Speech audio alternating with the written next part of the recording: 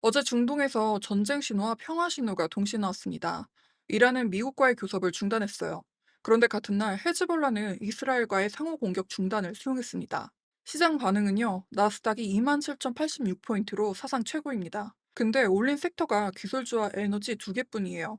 나머지 9개 섹터는 안 올랐습니다. 한쪽에서 전쟁이 격화되고 한쪽에선 휴전 기대가 살아나는데 시장은 좁은 리더십으로 신고가를 찍었어요. 이 괴리를 모르고 들어간다면 방향을 잘못 읽을 수도 있겠죠. 오늘은 이란 헤즈볼라의 엇갈린 신호와 유가 급반전, ISM이 보여준 물가의 두 얼굴, 그리고 AI PC 2차 전선과 한국 반도체 수출 역대급 서프라이즈까지 준비했습니다. 나나의 시선에서 놓치면 안 될 데이터를 확인하세요. 유가 하락이 공식 합의로 이어지는지, 협상 결렬로 되돌림이 나오는지가 첫 번째 분기점이라고 말씀을 드렸었는데 답이 양쪽에서 동시에 나왔습니다. 지난주 유가가 20% 빠졌던 건 미 이란 휴전 협상이 진전된다는 기대 때문이었는데요. 근데 어제 이란 국영 타스님 통신이 간접 교섭 중단을 보도했습니다. 이스라엘의 레바논 공격이 휴전 위반이라는 이유예요. 다만 같은 날 이란 외교부 대변인은 불신 속에서도 미국과의 접촉은 유지하고 있다고도 했습니다. 완전한 결렬인지 압박용 중단인지는 아직 확인 전이에요. 여기에 호르무즈 해협과 바브엘만데브 해협, 중동 원유가 나가는 두 개의 출구를 동시에 막겠다는 의제까지 올라왔습니다. WTI는 92달러 16센트로 5.5%, 브렌트는 94달러 98센트로 4.2% 급등했었어요. 이건 비단 유가만의 문제는 아닙니다. 호르무즈 통항량은 전쟁 전 대비 90%가 넘게 줄었고요. IMO에 따르면 약 2만 명의 선원이 배에서 내리지 못하고 있죠. 배가 못 움직인다면 보험료는 올라가는 거고요. 보험료가 올라가면 운임이 올라가고 결국은 물가에 닿게 되는 거거든요. 시장은 이미 공급 우회를 시작했고 아시아와 유럽 정유사들이 미국산 원유를 더 끌어오면서 월 미국 원유 수출이 역대 최고인 하루 560만 배럴을 기록했습니다. 여기에 반대 시나리오도 같이 봐야 하는데요. 같은 날 트럼프 측이 중개자를 통해 헤즈볼라와 간접 소통을 했고 헤즈볼라는 이스라엘과의 상호공격 중단 제안을 수용했습니다. 이스라엘도 베이루트 작전을 보류했다는 보도가 나왔어요. 오펙 플러스도 7월 산유량을 약 18만 8천 배럴 늘리는 방안을 검토 중입니다. 그리고 이 모든 일이 벌어진 어제 S&P 500은 7,599포인트, 나스닥은 27,086포인트로 사상 최고를 기록한 거죠. 시장은 이란 쪽 악재를 완전히 무시한 게 아니라 헤즈볼라 쪽 휴전 기대와 AI 호재를 더 크게 가격에 반영한 겁니다. 그러니 이거 하나만 기억하세요.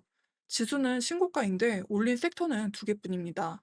나머지 9개 섹터는 안 올랐다는 거죠. 호르무즈는 이미 통항이 심각하게 제한된 상태예요. 이번 주 최대 분기점은 이 제한 통항이 완전히 봉쇄로 격상되는지 아니면 안전 통로와 협상 재개로 정상화 쪽으로 풀리느냐입니다.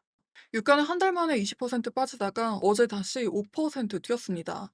시장은 종전 기대로 주가를 올리고 있지만 이미 올라있던 기름값이 물가에 남긴 흔적은 아직 안 지워진 겁니다. 그걸 보여주는 숫자가 어제 나왔죠. 미국 ISM 제조업 PMI가 54로 발표됐습니다. 5개월 연속 확장이에요. 신규 주문은 56.8이고요. 생산은 54.3으로 경기는 살아있습니다.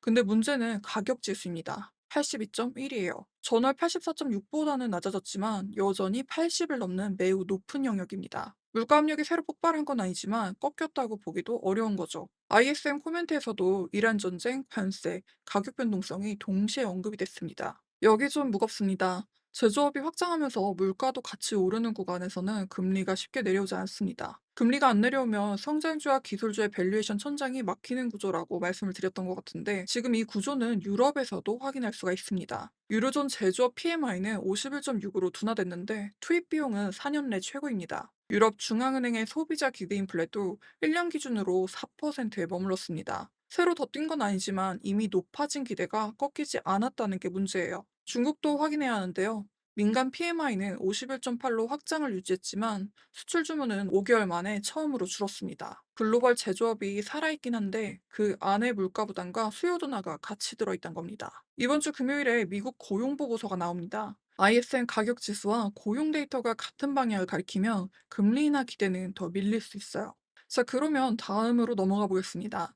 유가 금리가 시장을 흔들고 있는데 AI 쪽에서는 또 다른 그림이 나왔죠. 지난 영상에서 대리 정규장에서 32.8%가 올랐고 AI 인프라 체인이 서버에서 스토리지, 메모리지로 확산되고 있다고 말씀을 드렸었는데 이번 주에는 한 단계 더 나아갔습니다. 엔비디아가 GTC 타이베이에서 RTX 스파크 슈퍼칩을 공개했어요. 마이크로소프트와 함께 AI PC를 본격적으로 여는 제품입니다. 엔비디아 주가는 6.3% 올랐고요.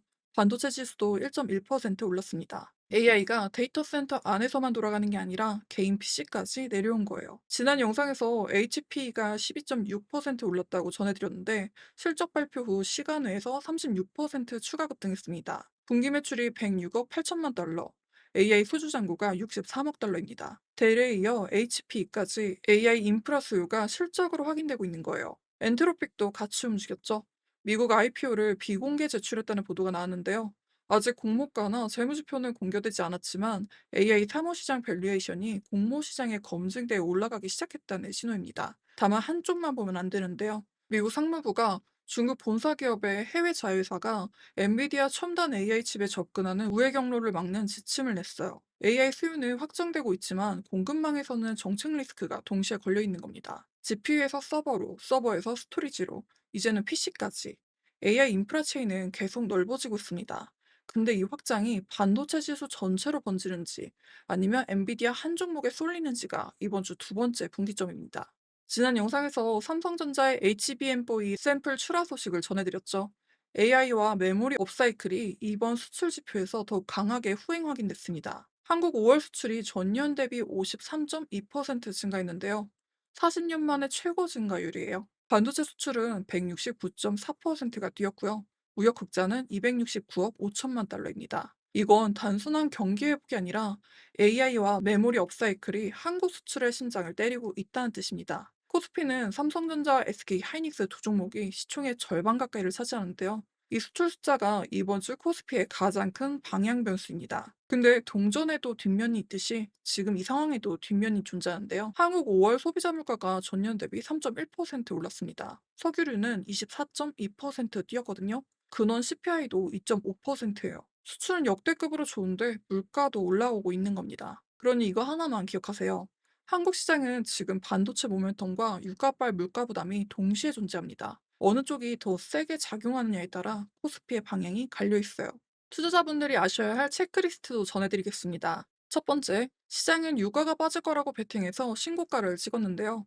근데 ISM 가격지수 82.1 안에는 이미 올라간 해운보험료와 우회 운임이 원가로 들어가 있습니다. 호르무즈가 내일 열려도 이 원가는 6개월 이상 안 빠집니다. 제가 이거를 3월 달에도 설명을 드렸던 것 같은데 시장이 아직 가격이 안 나온 건 유가 자체가 아니라 유가가 빠져도 물가가 안 내려오는 이 시차입니다. 두 번째, 수요일 브로드컴 실적에서 볼 건 매출 크기가 아니라 고객 믹스입니다. HP AI 잔고의 61%가 정부 대기업이었거든요. 클라우드 실험은 1, 2분기 만에 끊을 수 있지만 정부 대기업의 경우는 3에서 5년짜리입니다. 브로드컴도 같은 구성이라면 AI 수요의 듀레이션이 달라지는 거예요. 이게 반도체 지수 밸류에이션 매수를 다시 올릴 수 있는 근거가 됩니다. 세 번째, 금요일 고용 보고서에서 봐야 할 건 숫자의 크기가 아니라 업종 구성입니다. ISM 제조업 고용은 위축인데 공식 고용이 강하게 나온다면 서비스업이 채우고 제조업이 줄이는 구조입니다.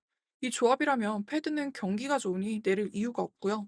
제조업은 비용 때문에 줄이고 있으니 올릴 이유도 없습니다. 시장이 아직 반영 안 한 건 언제 내리느냐가 아니라 동결이 얼마나 길어지느냐입니다. 네 번째, 젠슨항이 이번 주에 한국을 방문하죠. 엔비디아가 코리아 파트너나잇을 국가 단위로 처음 만들었습니다. 엔비디아가 국가 단위 행사를 만들면 그 나라를 부품 공급자에서 생태계 파트너로 격상한다는 신호거든요. 이전에 일본, 대만에서 같은 패턴이 나왔었고 이후 관련 밸류체인에 새로운 밸류에이션 프레임이 붙었습니다. 다섯 번째, 한국 수출이 40년만 최고인데 외국인이 이번 주 전기전자를 어떻게 보는지가 핵심이에요. 반도체 수출 169% 안에는 기저효과와 가격 효과가 크거든요. 물량이 아니라 가격이 끌어올린 수출이면 메모리 가격이 꺾이는 순간 숫자도 꺾입니다. 외국인이 이 수출을 피크로 읽는 건지 시작으로 읽는지가 이번 주 수급에서 갈릴 겁니다. 어제 중동에서 전쟁 신호와 평화 신호가 동시에 나왔었고 시장은 평화 쪽에 베팅하며 신고가를 찍었습니다. 근데 그 신고가를 올린 섹터가 두 개뿐이라는 점. 이번 주 시장이 던질 질문은 이거입니다. 레바논 휴전 기대가 이란 리스크를 덮을 수 있는지, 아니면 호르무즈 봉쇄 격상이 좁은 리더십 위에서 신고가를 흔드는지. 이 답은 호르무즈, 10년물 금리, 반도체 지수 확산, 고용 보고서에서 먼저 확인이 될 겁니다. 오늘은 여기까지 시장을 살펴봤고요. 양질의 데이터를 제공해 드릴 수 있도록 구독, 좋아요, 알림 설정 부탁드립니다. 내일도 꽉 찬 데이터로 찾아뵙겠습니다. 감사합니다.